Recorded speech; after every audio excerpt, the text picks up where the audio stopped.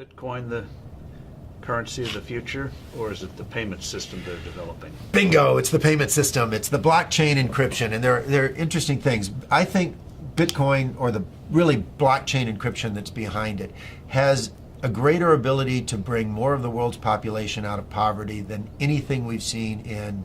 Well, for one thing, it's a cheap payment system. For one thing, it's a cheap payment system, but it's more important than that. It's more important than that. Blockchain cryptography is all about digital transfer of ownership in a completely transparent and public way. Okay, I don't want to go into any of the math and the complexity behind it, but think of what that means. That means that I can actually record ownership in public in a digital means. 50% of the world's population has a mobile phone. I read an estimate this month that in 2020, 90% of the world's population will have mobile phones. That's probably a high estimate, but that's okay. Now, $35 smartphones. But we're throwing them away, and they can ship them off to emerging markets. But what's powerful about this, now think about Hernando de Soto. Yes. Okay, the Institute for Liberty and Democracy in Peru. I really think Hernando de Soto should win the Nobel Prize for the work he's done. I hope he does. But he's gone around the world and identified one of the most powerful things to the economy and the creation of wealth, and that is the ownership of property. Which you can then use as collateral. Which you can use as collateral, and when you own it, you will develop it.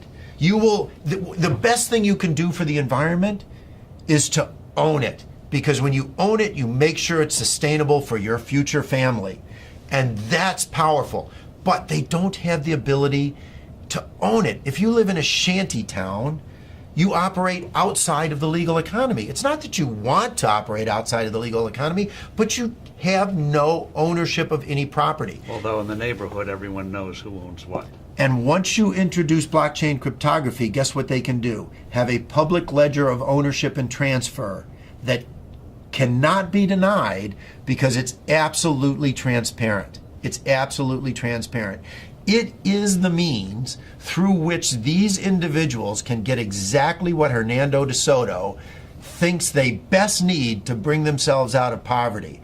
It is so much more profound than that, but at its very basis, it has the ability to give these individuals the right of ownership to property. And that has, more than anything else, the ability to bring them out of poverty. And I can't wait. It'll be adopted elsewhere. I mean, it's such a powerful, blockchain encryption is such a powerful tool. It'll be used by banks, it'll be used by credit card companies. It will become a standard.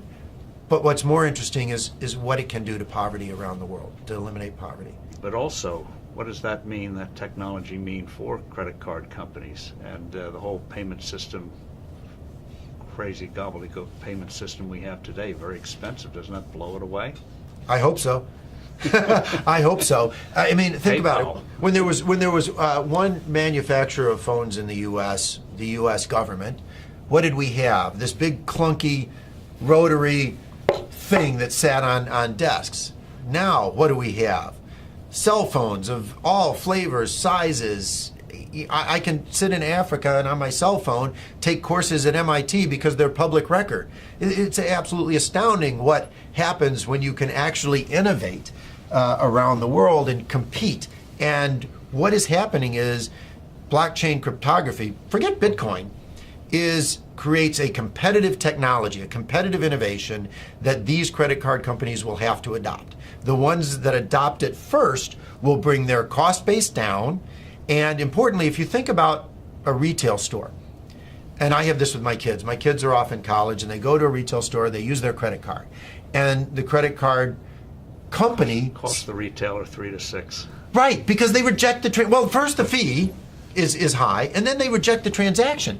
Because why is this card suddenly showing up in some city, some place where I don't live? So it gets cut off. Well, with blockchain cryptography, the buyer and the seller automatically trust each other over an untrusted network. That's what's so powerful about it. A blockchain-based transaction is verified within 10 minutes. It's not verified within 10 minutes for a credit card, which is why 5 to 10% of all transactions are rejected on the spot. It's not verified until often days later. Even a check is not verified for days.